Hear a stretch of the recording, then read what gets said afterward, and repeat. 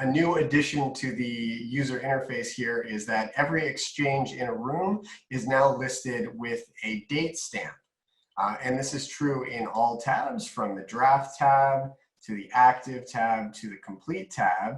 And your date stamp means slightly different things in each one of those tabs. So if you're looking here in your draft tab, you can see the date that that exchange was first created.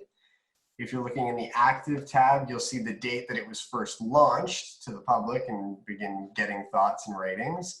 And in the complete tab, you'll see the date that the exchange was closed.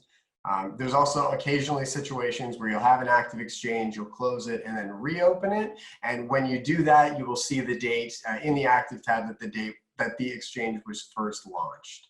So this is a great new feature in terms of organization and being able to find exchanges, especially for our customers that run a lot of exchanges.